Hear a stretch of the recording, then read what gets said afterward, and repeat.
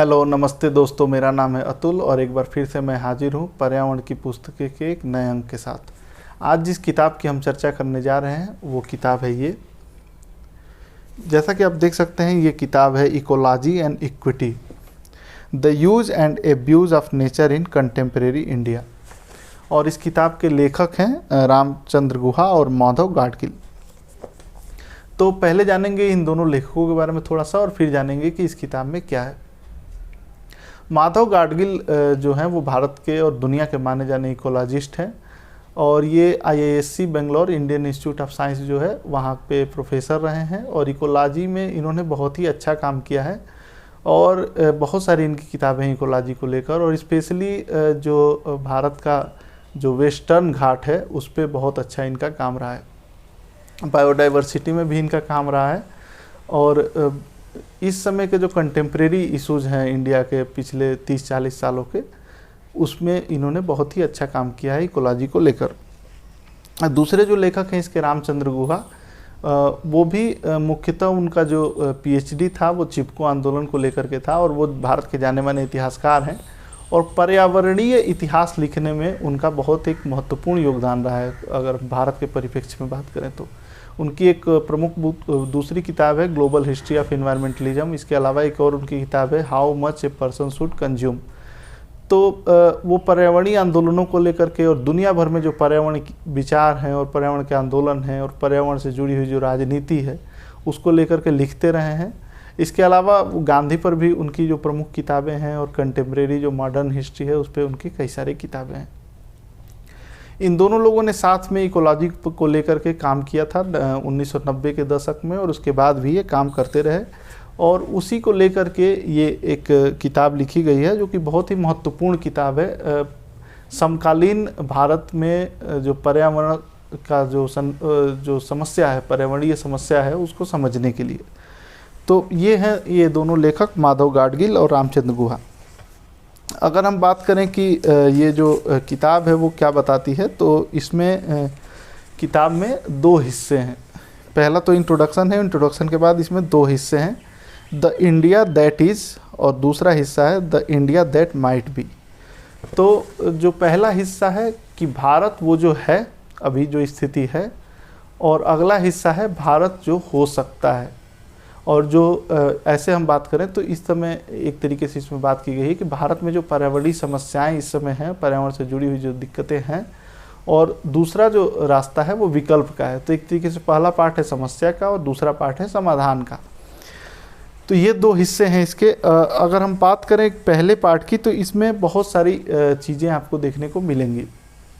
इसमें बताया गया है कि भारत किस तरीके से यूरोप और अमेरिका की नकल करने की एक नाकाम कोशिश कर रहा है और किस तरीके से उसमें न उसे सफलता मिल रही है, न तो उस समय की परिस्थिति ऐसी है, क्योंकि यूरोप और विशेष तौर पर यूरोप के बहुत सारे देशों के पास अपने उपनिवेश थे साम्राज्यवाद के कारण, और उन उपनिवेशों से उन्हें बेतहाशा मात्रा में प्राकृतिक संसाधन और सस्ता श्रम मिलता था।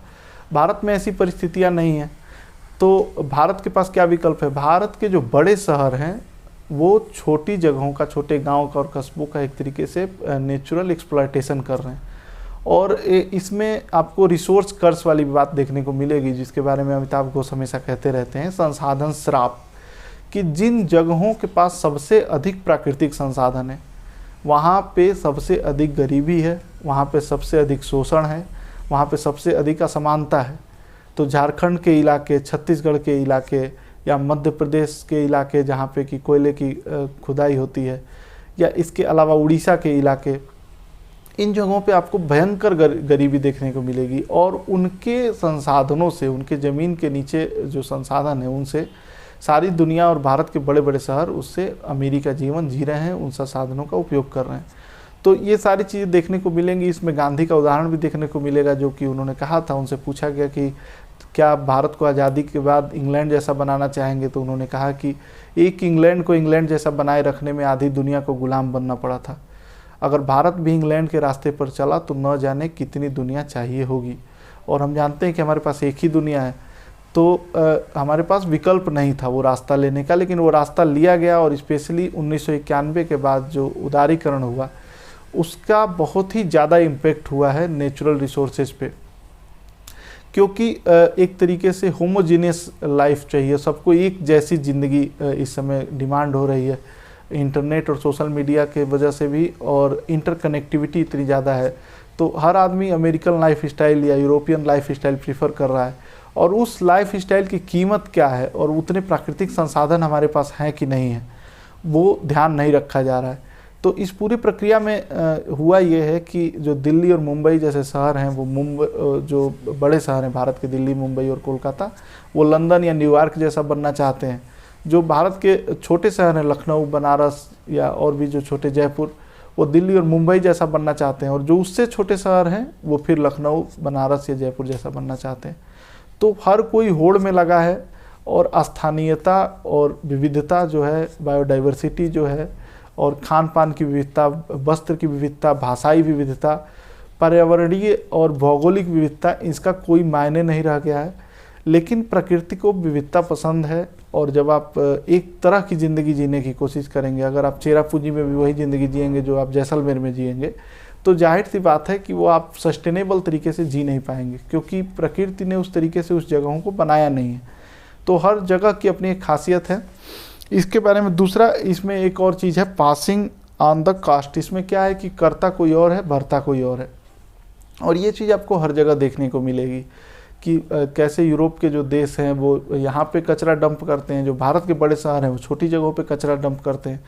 बड़े जो अमीर लोग हैं वो उत्सर्जन करते हैं, और उसकी वजह से ग्लोबल वार्मिंग होती है, और उसकी वजह से नेचुरल डिजास्टर्स आते हैं, और उसके शिकार वो लोग होते हैं जिनके पास बिल्कुल संसाधन नहीं है।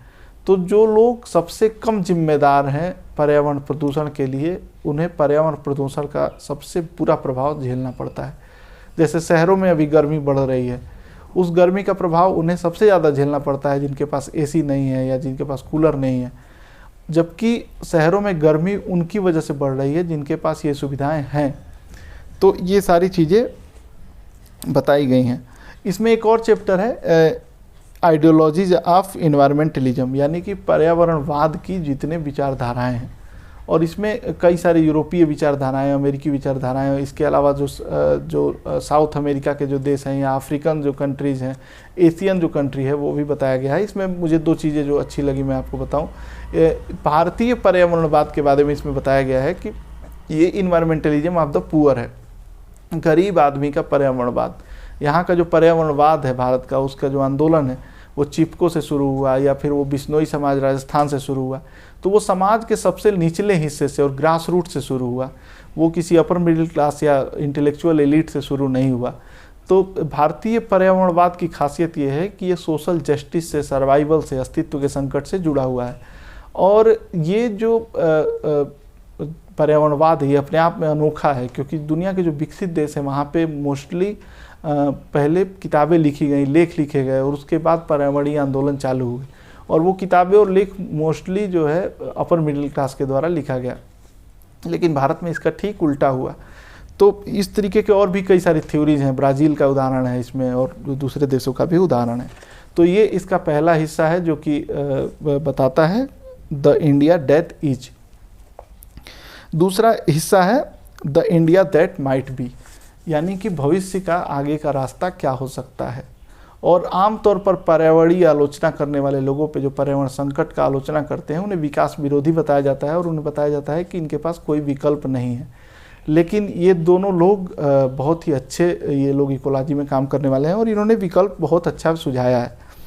इसमें बताया है इन्होंने, पहला इसमें जो दूसरा हिस्सा है the India that might be में, कि कंजर्वेटिव लिबरल सोशलिज्म, संरक्षणवादी, उदार और समाजवादी, ये तीनों तरीके की व्यवस्था होनी चाहिए सरकार की। और इसमें वो बताते हैं कि स्थानीयता पे जोर दिया जाए, विविधता का सम्मान किया जाए। वो हर तरीके की विविधता, चाहे वो धार्मिक विविधता हो, चाहे वो नस्लीय विविधता हो, चाहे रंग की विविधता हो, चाहे वो भाषा की विविधता हो, चाहे खान पान की हो, कपड़ों की हो, तो उसका सम्मान किया जाए। विविधता से जो परंपराएं उपजी हैं उन परंपराओं से सीखा जाए। इसके बारे में अनुपम मिश्र भी बहुत अच्छा लिखते रहे हैं, अगर आप कभी उन्हें पढ़ पाए तो। फिर अगला जो चैप्टर है knowledge of the people by the people for the people, लोगों का जो ज्ञान है उसका इस्तेमाल किया जाए, उनसे ज्ञान अर्जित किया जाए यह ना समझा जाए कि जो आम लोग हैं वो मूर्ख हैं और उनको कुछ नहीं आता है और सब कुछ हमें उन्हें सिखाना है। तो आम लोगों का जो पर्यावरणवाद है वो आम लोगों से सीख कर, उनकी परंपराओं से सीख करके किया जा सकता है। इसमें एक चैप्टर है व्हाट आर फॉरेस्ट फॉर। इसमें बताया गया है कि जंगल के जो अधिकार हैं वो सबसे पहले उन लोगों के हैं कि जो जंगलों में रहते हैं, और उनके अधिकारों की बात करते हुए भी हम अपना एक इकोनॉमिक ढांचा बना सकते हैं। वो ढांचा जो होगा वो एक्सप्लॉयटेशन पर आधारित नहीं होगा। फिर जो है रिसोर्स ऑफ होप, इसमें आशा की किरण जैसे बताया, आशा का संसाधन एक तरीके से बताया गया है, और क्या रास्ता हो सकता है उसके बारे में इसमें तफसील से चर्चा की गई है। तो ये किताब है। ये किताब एक थोड़ा सा इसमें जार्गन्स ज़्यादा हैं, टेक्निकल वर्ड्स हैं ज़्यादा, तो एक आम आदमी को थोड़ी समझने में समस्या हो सकती है अगर वो इकोलॉजी को नहीं पढ़ता है तो। लेकिन ये बहुत ही अच्छी वेल रिटेन किताब है और बहुत अच्छे से रिसर्च करके ये किताब लिखी गई है। तो ये है किताब इकोलॉजी एंड इक्विटी। अगर ये किताब आपने पढ़ी है और इसके बारे में आप कुछ नया जानते हैं जो हम नहीं समझ पाए, नहीं बता पाए, तो उसके बारे में आप कमेंट करके बताएं। इसके अलावा पर्यावरण की कोई दूसरी किताब हो जो आप चाहते हैं कि हम भी पढ़ें, हम समझें, तो उसके बारे में भी हमें कमेंट करके ज़रूर बताएं। आप सबका बहुत बहुत धन्यवाद।